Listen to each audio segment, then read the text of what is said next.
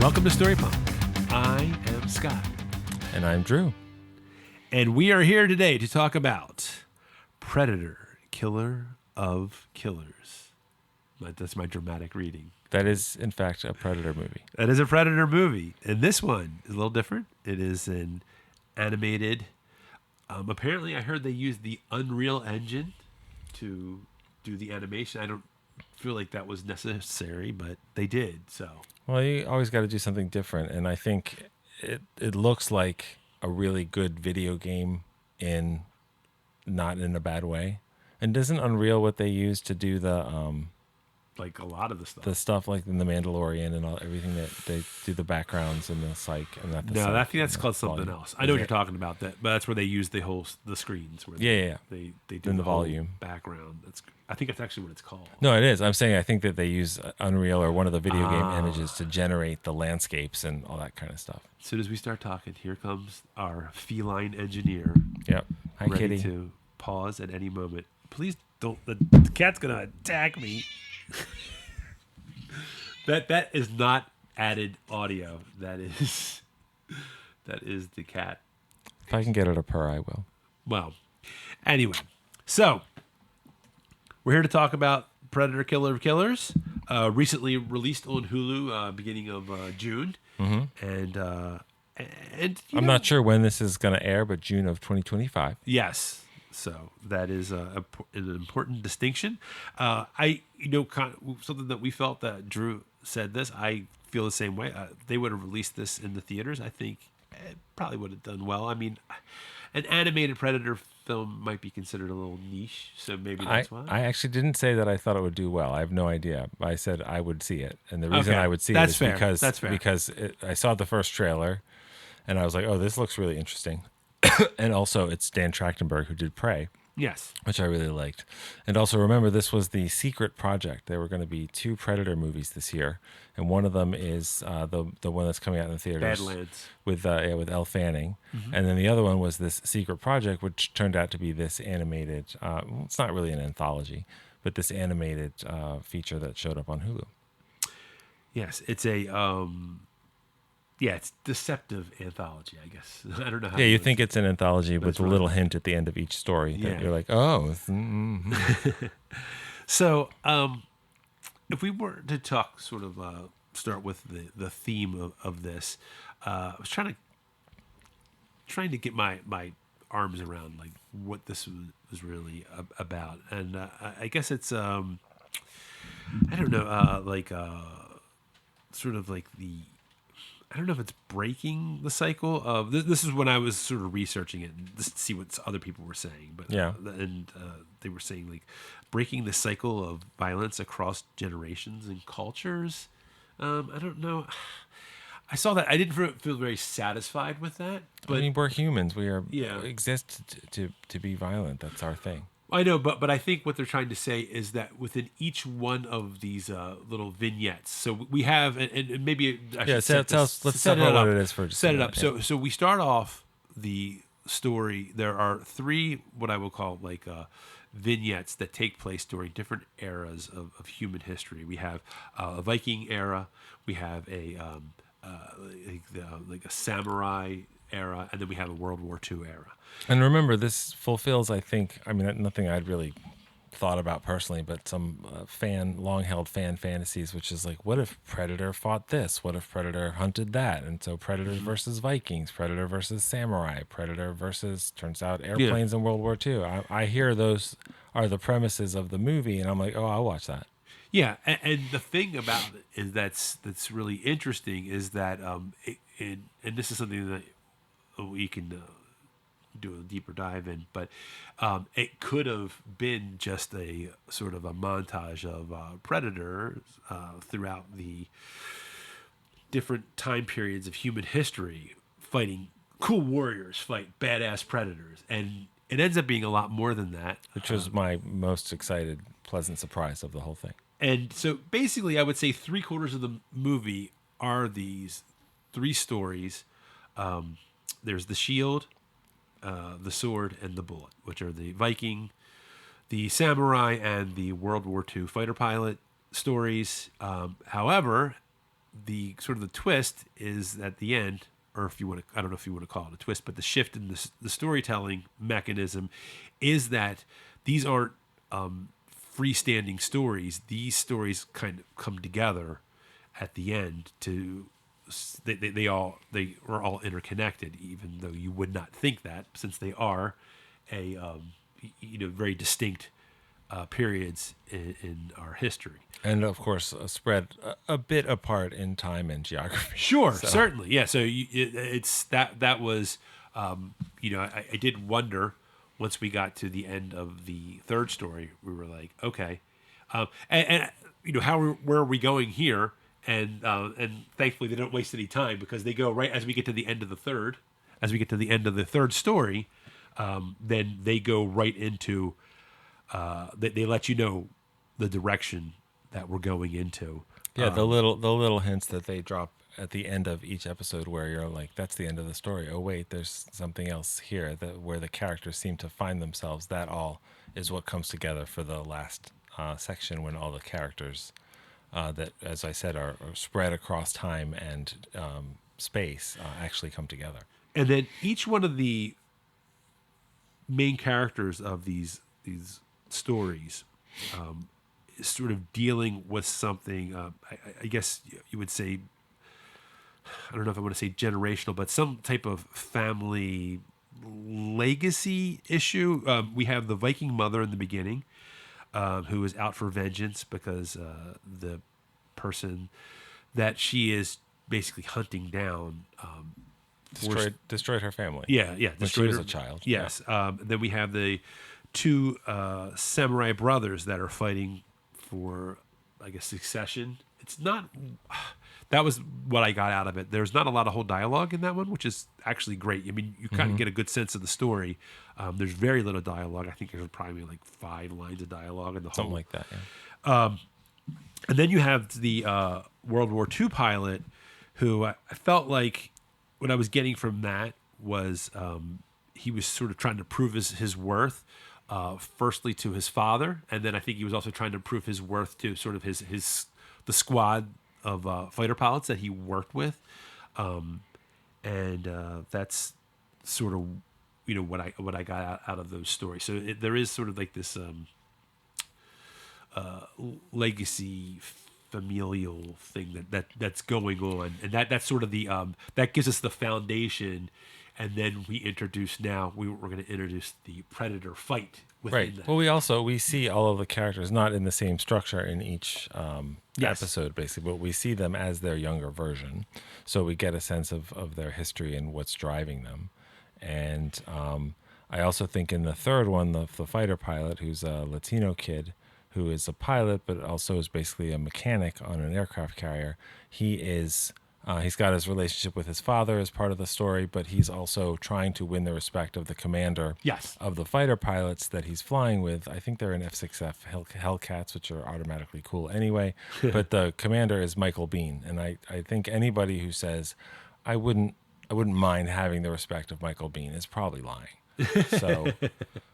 It's really the way that it sets these characters up and tells us these stories is really satisfying, and there's not a lot of let me explain to you who these people are and what is happening, which I would understand if they wanted to do that, because these are not feature movie length each, and they're all distinct from one another. It's not like we're going to spend 2 hours getting to know the Viking warrior woman. We're going to meet her, and then we're going to see her again at the end. Not to say they don't give us enough. No, I'm saying they give us more than enough. They give us everything that we need. But it's very efficient. Yeah, it's great.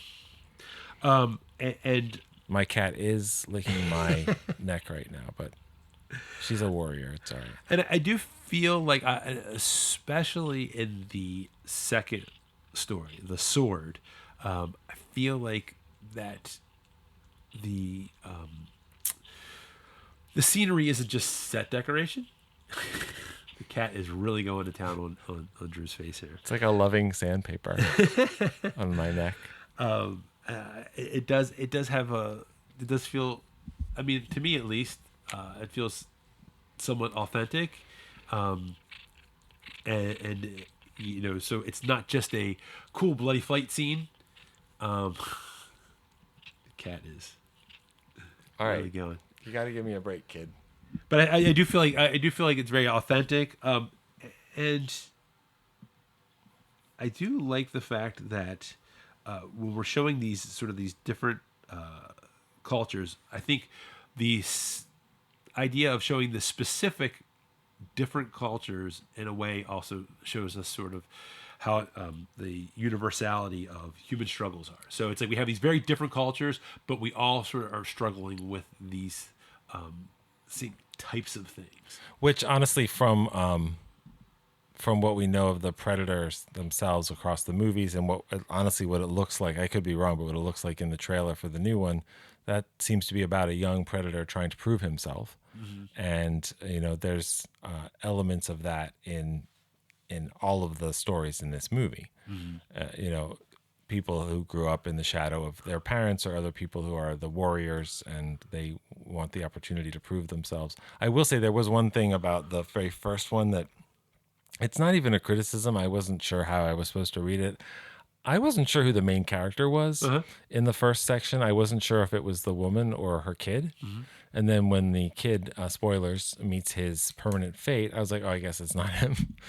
But the other stories are clearer with that. And also remember, we've seen, if unfortunately, especially the second one, we've seen a couple of movies which involve the predators coming to Earth and using that specifically to prove themselves against the aliens. But the first Alien versus Predator, that shows us like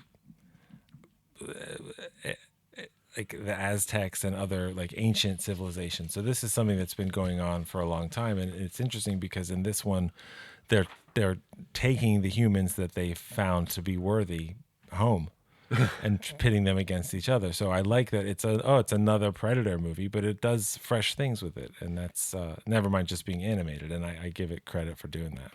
Yeah, it goes a little further. We're not just seeing the same old stuff that we've already seen before. It's not just like I'm saying before, not just an excuse just to see like, oh, we have new predators. Which I will say, the dogfight scene, that predator in a ship was unexpected. I thought it was very cool. Oh, yeah. I love how it sort of deepens the whole lore of the predators. I even like how he had the predator had a little eye patch that just like was so it was just perfect the way that it kind of helped, all these main characters have history. Yeah. We don't necessarily know what it all is. Sure. But they all have history and feel more real for it. So I commend the efficient storytelling for The way selling me on that too. yeah, the way it augments that mythology, and they and then I like it has the and once again spoilers, the way it connects back to the previous movie Prey.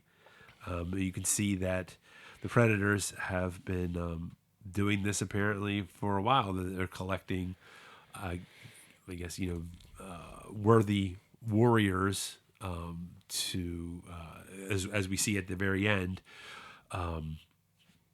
Oh gosh, I wrote it down. Well, yeah, I mean, I don't need or really even want a lot of fan service in these movies that they're making decades after the first one, whether Sure. there's a big break in the middle or not, like the Tron movies or something. But I found it was like a nice little delight when that pistol from Predator 2 showed up in Prey. And then it shows up again here. And I don't know, I dig it. I love that scene where they said you're going to have weapons from your and he goes, that's not even from the same century when the pistol pops up. But but I'm talking about the to Prey, but also at the very end when they show Amber Midthunder's character, and I wrote it down and now I lost it. What's her name? Naru. Mm-hmm. Yeah, when they show her in and I guess in her cryogenic sleep, she has been collected, and I guess one would assume that Schwarzenegger's Dutch is probably somewhere It could be there too, possibly. Well, it's more direct in the Prey character because I found Prey.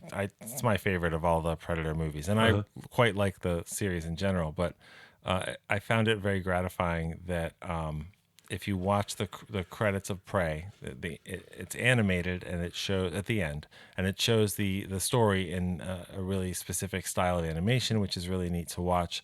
And then it's the end, and then there's one last moment of animation which shows more than one Predator ship arriving, up in the corner. So I think a lot of people, and I get it, a lot of people read that as, they're coming to kill her because she won. And I was like, I don't think so. I couldn't have told you they were coming to take her away. But there's a reason that the Predator in Predator 2 in 1990 had the gun that she got, 300 years earlier. And I was like, I think they're coming to pay their respect and get their body, which we know that they do in the other movies. And it turns out there actually is more than that, which is why I think the way that this Killer of Killers tied into the overall lore, again, without feeling like fan service to me, it just felt like broadening the world. That's pretty good for a series that's pushing 40. Yeah, it didn't feel clunky. It felt natural. I mean, there's nothing worse than when you fan service. I mean, which I hate to say it, but well, I don't hate to say it, but I feel like Star Wars is one of those franchises that just is really bad at trying to with fan service. A lot of the stuff you just see things. I felt like there was something about. I just felt like the trilogy 6, 7, 8, or no, I'm sorry, 7, 8, 9. I don't know. There was just something about a lot of the stuff just felt very fan servicey to me personally. Well, only to you and literally everyone else who had ever seen any of the other Star Wars movies. Only everybody. Okay, yeah. and that's which didn't mean they weren't entertaining. The Force Awakens is basically a remake of A New Hope, and I thought it was really fun, and it's got some great characters and some really great acting by these young people and stuff. But it's still the same. That's why I like it. That's why I like The Last Jedi so much, because it obviously builds on what came before, but it's like we're going to strike out in a different direction. We're going to do stuff that's really different and that might actually surprise you. And that's kind of what Killer of Killers did for me. If you told me what was coming out for Predator movies this year, I'd say I think I'm more excited about the one that's coming out in the theaters until I saw this trailer. And I was like, oh, you know what? I really want to see that. And my wife, who is done with these movies and has no patience for this stuff, she's like, I don't know, that looks pretty good. Not good enough for her to have watched yet, but she dug the trailer, what it was showing us and the vibe it was giving, and that's pretty good for a 40-year-old series to come up with something that's refreshing like that. Yeah, it's just sometimes with when fan service is so obvious, it takes you out. But I feel like it was perfectly placed. We're just at the right time. I mean, I think it was great when they get to the point at the end of the movie, or at, in that point in the third act where it's like, okay, these three warriors are gonna battle it out, and they're giving them their their weapons. I mean, it doesn't seem odd that the predators might not fully understand that a pellet. Gunpowder pellet musket is. They're not. They don't come to Earth for science. They come to Earth for combat and hunting and honor. So it makes sense. I don't mean to minimize them, but there's some Klingon in there. Basically. Yeah, but I do feel like that would make sense that they would be like, this is their best estimation of what someone from the 20th century might use. That also confirms. Well, also confirms what the whole project does, which is this has been going on a long time. Sure. In a more interesting way than a single flashback in Alien versus Predator implies, it's been going on even longer than that. But also that they don't really care beyond what they think will make for more honorable or better combat. So. They don't really think there's much of a difference between a flintlock pistol and the airplanes with machine guns that they got the last character out of. So. Also, this says to me, and this is just a one of those things. Once again, my favorite thing to think about in headcanon is that that they probably it shows like to me like a natural progression in their history, which leads me to believe that there is no, and thankfully, no time travel involved with these people. Oh God, I didn't even think of that. No, but it would seem to me that would be the case. That they are they're like, oh, we picked up this thing. This is probably maybe the most recent thing they picked up before they visited again in World War II. So they were like, oh, this makes sense. This was the latest weapon that we picked up. Well, we also don't know. I mean, we don't know. Well, no, but we don't know when exactly this takes place. But I mean, to me, this clearly takes place. The whole, including the end section, takes place before Predator and Predator 2. Sure. Because they haven't given that pistol to Danny Glover yet. That's true. Didn't even think of that. So that makes sense. But, well, because Predator 2 was set. What year was that set? It came out in 1990, I think, and it was set in that time. No, it was set in 1997. Yeah, so the future of 1997. Yeah. Gotcha. The same way Edge of Tomorrow is set in the far future of 2020. Wasn't Escape from New York in 97? I think so, something like that.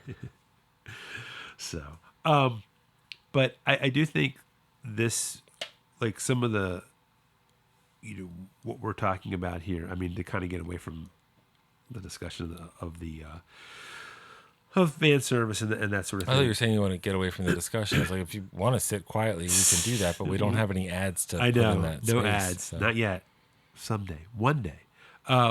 But if just as far as how well I feel like it kind of the storytelling success, when I think about what this is what they're trying to talk about here, I feel like there's obviously a strong in this movie. There's a lot of themes about family, about culture, About family. about Just like Fast and the Furious. just like exactly like Fast and the Furious. Except good.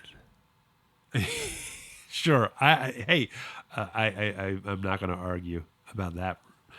And sort of like legacy. And also, I had this theory that as these people you look at the trauma of the Viking mother who is out for vengeance, about the trauma that she endured as a young woman, and then you have the samurai, sort of being Well, the cast samurai out. and the ninja. Ninja, yeah. So what happened between him and his brother and kind of being cast out, whether. I don't know if that was self-imposed or if that was. Do you think that was self-imposed? Well, he laid down his sword So you and think? I mean, it's sort of left. and left. So I think he left on his own of his own volition, but I don't know that he was strongly encouraged to stay. Yeah. I think it's sort of maybe a combination of the two, and then you have your your fighter pilot who is I do think that. Well, it's not as heavy. I do feel like he is trying to prove something to his dad. There's the whole thing in the beginning.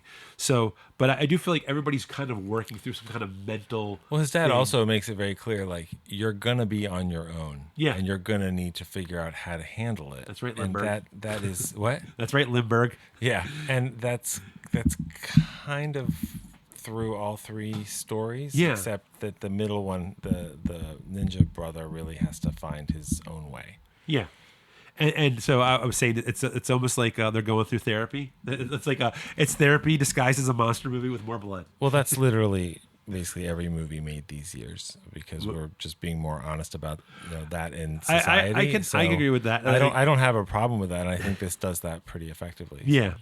Well, I think it's a little more honest than some movies about it. I think sometimes it's maybe this is a little more intentional than other movies where it's sort of like you look at a movie and you might extract that. I think this is a little more where it's sort of out there, where it's like this is specific trauma that someone is. Right. Well, it's also a specific kind of conflict, and I mean, a good story obviously is only good if it has, in the broadest of senses, if it has conflict. I mean, even and it can be on different scales. I mean, there's literally intergalactic interstellar, whatever conflict in this movie. But for example, in Predator 2, right at the beginning, Danny Glover gets in trouble for blowing up too much stuff, and his boss, the yelling sergeant or lieutenant of 80s and 90s cop movies, tells him that he shouldn't do that. He can't do this anymore. And Danny Glover says, and one of my favorite lines of any movies ever, "Come on, you're cutting off my dick and shoving it up my ass,"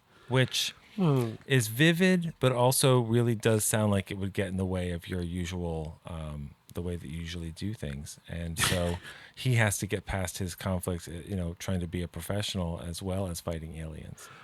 Also, he is too old for that shit. I think he was born at like 48. So that's just Benjamin Button. Yeah, that's just. But his he story. didn't get younger. He just kept getting older. Right, and Benjamin Button. I mean, obviously better than that movie.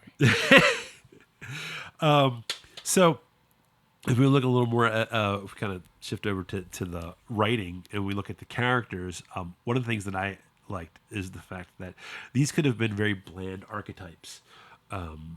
Yes. And I feel like they did a really good job of, especially like the whole samurai ninja Japan, where there is minimal dialogue, but I just felt like I just kind of got it. I kind of got that's one of the pleasures that I think elevated this whole thing is the execution of what I said earlier. That it's like, Vikings versus Predators, samurai versus Predators. You could picture that, and it could be entertaining, but it could also be a YouTube short. Like these, go past those archetypes. Yes, they are real people who. I also don't. I mean, it could be, but I don't read it and go, well, they've clearly done a lot of research about 9th century Viking culture and history. Like maybe, I don't know. Yeah. But it doesn't feel yeah, like we're just putting two literal cartoon versions of cartoon characters against each other. And I think that makes it richer for that. I'm sure there are people there are scholars in, Nordic history that would, or whatever, Viking history, and it would be, might be able to pick it apart. But I feel like they did enough where most people are going to be like, that, at least it feels right. Right, which to me is the most important thing in a story anyway. I mean, like, the Northmen might be better researched. Sure. This was more fun. And, as far as the plot in this story, unless you had anything you wanted to bring up specific about the characters. Well, I do want to say my friend Matt will be just thrilled that I got to quote that Danny Glover line from Predator 2. But you're welcome, Matty. And then if we, kind of looking at the way that the story was plotted out, I did enjoy, because I didn't know much other than just watching the trailer. So I had a basic idea of where we were going, but I didn't really know how this was all going to come together. So I did really enjoy the fact that watching these short little vignettes about these people fighting the predator, and then it goes from when we get to the end of the World War II fighter pilot, his Torres, right? Mm-hmm. And it shows him years later, or I'm not sure how much later, but at Sometime some point, post-war, at some sure, point yeah. post World War II, he's in his garage, and then we see the big Predator ship, and we're like, oh, okay, so here's where we're going with this. I mean, you get a little hint of it when you see the end of the Viking story, and you see there's someone else, because I don't believe. Don't you see the collar? You see the With the collar, lights but on it? I don't think they show. They don't show the room. Face. They They don't show the face. They don't show the face of the second person in with was it Ursa? Mm-hmm. They don't show who it is. So I wasn't sure where we were going next. I didn't know if we were going. I knew the eras. But I didn't know anything beyond that. So I wasn't sure who that person was. And then we go from having these three combat scenes to all three of these warriors that have bested their predator combatants, and now they're on a ship, and eventually we see that they're put into an arena where they're going to have to compete against each other, and then eventually fight the big badass predator, Right. which With the bone sounds like, hair. which sounds like not fun.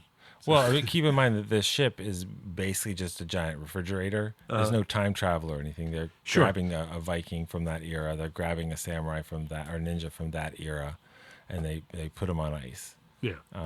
Until I guess it's kind of like when you audition for Jeopardy at a certain point in the process, you've proven to them, okay, you know stuff, but then you get into the final pool and they stop looking for the smartest people. They feel like they've already found them, the 1% of all the applicants. Now they're trying to put together a television show. Yeah. So I presume at some point, I don't know if it's the main guy who's running the show at the end in the arena, or it's a whole team of people that work for him. They basically cast it, and they were like, these three together will be a good challenge. Yeah. And I mean, I thought they were together, and I'm not really the Yautja being the Predators race. I'm not the Yautja audience for this people, but we already know who these warriors are and what their strengths are and stuff. Yes. And of course, we are as fellow humans, we are looking for what we want out of it, which some of the characters initially want, which is, whoa, let's work together to get out of this. Yes, I did Which like is that. very satisfying in the way that unfolds. I do, and I do love the fact that there was the language barrier to that. That's great. That was a great little obstacle there. And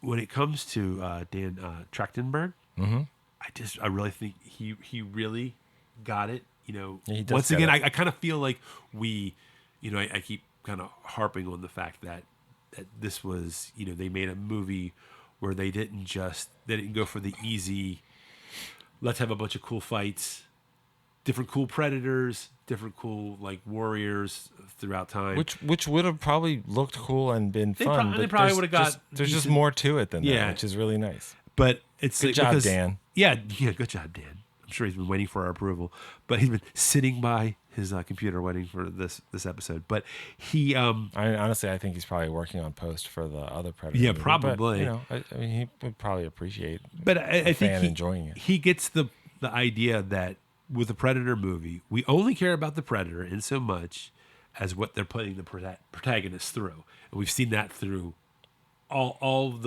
the ones that we would consider good. Right, which is why I think the next, I'm totally blanking on the name of the new one. I think that's gonna test Badlands. that. Badlands, Yeah. yeah. We've only already said that at least once, and I couldn't Okay. remember. Well, I'm doing for you what you did for me with the Indians Native Americans, the Choctaw. Oh yes, Choctaw, the Choctaw. Where I kept forgetting. For You can sinners. edit out your 50-year-old slip of language there. Like, why don't you just talk I'm about sorry. the Washington Redskins jerk off? Come on, man. But I'm sorry. I think I forgive you, but it's not really up to me. It's not to up to you to forgive. That's I right. apologize to the Native American To the community. Choctaw. To the specifically to the Choctaw.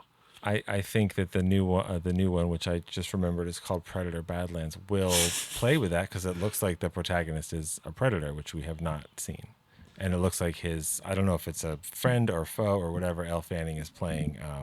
Well, I believe synthetic from the she Alien movies. is one of the androids. Yeah, no, she's got to be a synthetic because when her eyes turn into the Wayland Yutani logo at some point. We talked about that in one of the previous. I have to make a correction. I think I called her a replicant because I think that's I had true. That's Blade Runner. That's She's Blade not a Runner. replicant. She's a So synthetic. I apologize. as Bishop said, he prefers the term artificial person. Hey, look, I respect that. Yeah, not enough to name the Native Americans. I know. people. I'm such a terrible person. And I thought. Did you have any issues with the voice acting? Like I thought. I do have to. I'll bring up real quick that just because I'm a geek. Young Ursa was voiced by Shirami Lee, who was the female voice. If you choose the female version of V in Cyberpunk 2077, she does that. I'm a big Cyberpunk 2077 nerd, so I had to bring that up. I did not know that. Also, Torres is played by Rick Gonzalez. For anyone that is a CW Arrowverse fan, he played Wild Dog in that. I watched that with my son. He was a big he loved The Flash, so he made me watch all of the Arrow gladly, father son moment. But he played that character, and then of course we had Vandy. Well, hang on. When I think Rick Gonzalez I like him a lot, and he's been in a lot of stuff. But for whatever reason, whenever I think of him, I always think of him in that opening sequence of Spielberg's War of the Worlds. Yes, because he's one of the people that's with Tom Cruise. It's his friend that witnesses the tripod coming out of the ground, and I mean, everybody in that scene is doing a great job. He's very young. I specifically remember the way he sells his combination of fear and wonder and I should leave, but also I want to know what's going on, and it's great. Isn't it the thing where he's like saying something like don't tell people that you saw like lightning come from the sun. You sound crazy or something. That might be his line. Yeah, it's something like that. He's good in that. So I didn't look up. I guess or not even really recognize any of the voice actors. So when I found out that Michael Biehn, who I really spent the whole time thinking was Michael Rooker, when I found out it was Michael Biehn and Louis Ozawa and Rick Gonzalez, I was like, oh, of course, that makes sense, and that's cool. But yeah, Michael Biehn, so he does fall into that category of actors that have, it's a very small group, but actors that have fought the Predator as well as one of the aliens. So that's true. So he is, but he is Vandy, who is the head of the squadron, the fighter pilots. So, but I mean, I thought everybody did a great job as far as that is concerned.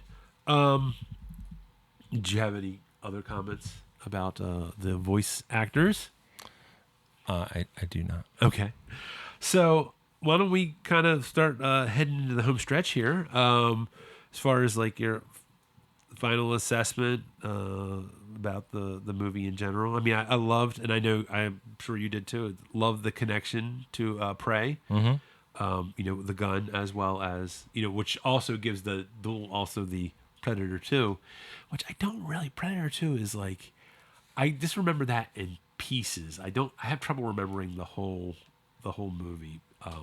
But I did enjoy that one. But I do remember being rather young when I saw it, so. I don't know what that says. That says that's a good thing or a bad thing. I just remember I did enjoy that. Well, it has one of the greatest American actors, truly a treasure. Ruben Blades? I think it's actually Blades, but I remember in the ads they said Blades. Okay. It was like about a slicing movie or whatever. No, of course, I'm talking about Gary Busey. Oh, yes. Basically, I like sausage. Basically being the X-Files before the X-Files. No, we have not mentioned one important thing about Predator Killers. Yes. It's a fucking blast. Oh, no, yes, it is good. It's so much fun. Yes. It's so much fun. I love World War II and World War II aviation and all that history and everything. And it was so fun to watch them, be overwhelmed and fight and try to figure this out. And to the way that the different characters, especially in that one, sort of learned, the stuff that we as an audience, if we've ever seen any Predator, anything, already know, which is, they can see our heat, all that kind of stuff. As you've watched these movies, you watch these characters figure it out. Yeah. Whether it's Schwarzenegger covering himself in mud or Naru realizing she can conceal herself that way, like all that kind of stuff. So that was, again, a nice twist on the familiar, which I loved how she really figured fun. out the tracking on the helmet too. Oh well, yeah, I love that. That was cool. And actually, it was funny when you actually came over and we watched that movie with a couple of other people at my house not that long ago, and I hadn't realized that one of my friends were watching the movie. It's really great, and like half an hour in or something, he turns to me and he goes, "Is the Predator invisible?"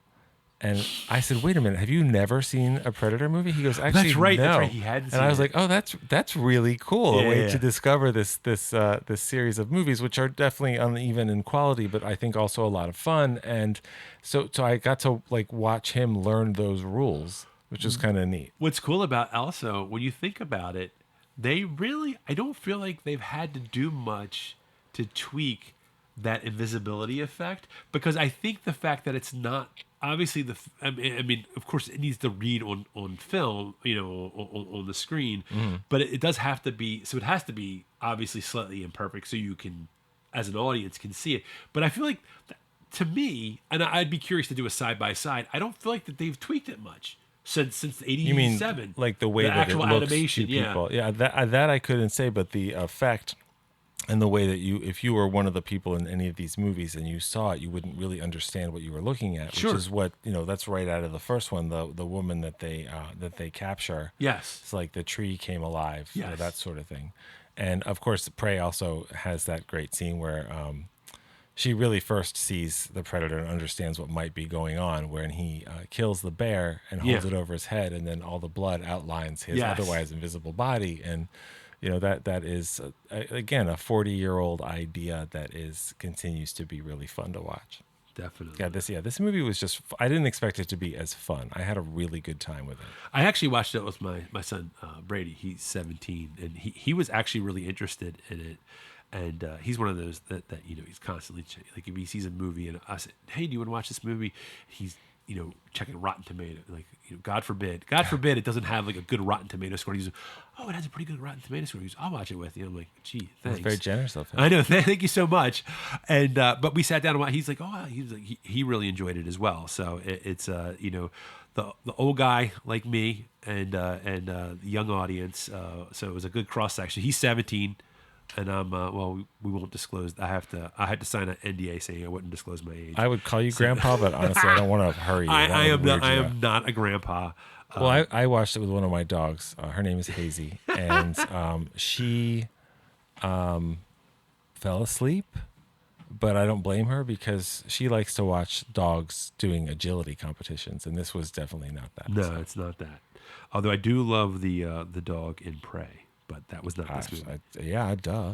So, all right. Well, why don't we head on to so for this one, I don't have the question. I only have a couple questions because I feel like the more in-depth questions are more for like the older movies. So, I would just, for the first one, I would ask. So Scott thinks newer movies aren't really worth thinking about that much. No, okay, not good at to all. know. Good to know. Stuck. No. Is there? Do you have a favorite scene or memorable quote from the movie? Do I have a favorite scene? Or is there a quote that you kind of sticks with you? I don't think anything really jumped out at me. What I think I really liked about it, it's not the scenes, but each section was really distinct. It even felt like the animation was different enough in each section. It was very stylized, and the choices that they made, which meant when they actually met, and there's a scene where they find themselves like basically in the same chamber. In the ship. It's not one of the exciting action scenes. It's not even a large scale scene or something. But you know exactly how much trouble they're in. Are you talking about that the first time we see all three of them yes, together? on the ship. Gotcha. On the refrigerator. I know exactly ship. what you're talking about. And I really like that scene because we know what they're all facing together. They all know what they've been through. And like you said, the different languages, they can't communicate that. But it became a puzzle immediately. Like, how are they going to get through this? How are they going to talk to each other? Are they even going to agree to talk to each other? Like, it immediately opened up all this stuff I wasn't expecting. I really thought it was an anthology of fighting Predator across the ages. And I was like, oh, I kind of thought, like, I guess they're going to be pitted against each other, which is essentially what happened. But because I hadn't known about that, I didn't really think about, well, what does the arena look like and what do they make them do and who's running it and all that kind of stuff. So that was all really fun to see. I'm not sure if you can fly an F-6F Hellcat in the 40s, that you can totally 100% fly an alien spaceship, but I didn't care. Well, I mean, I also don't think you could really, use some tools to rig your controls on your plane and then get on the wing either. But I was willing to accept it. I saw Mission Impossible: Final Reckoning, and I found walking on the wing, as plausible as it would have been in the 40s and when it was first started happening in the 20s. So I don't want to hear it. I hear you. I got you. I would say my favorite scene though is was the samurai ninja sword fight. I really, really, really liked that. And like at the end of that storyline when they actually confronted each other. Yes. Then the Predator got involved. Yes. That was good. That was probably my favorite part. But overall, I really liked it. So here is the question that pretty much posed with all of our movies.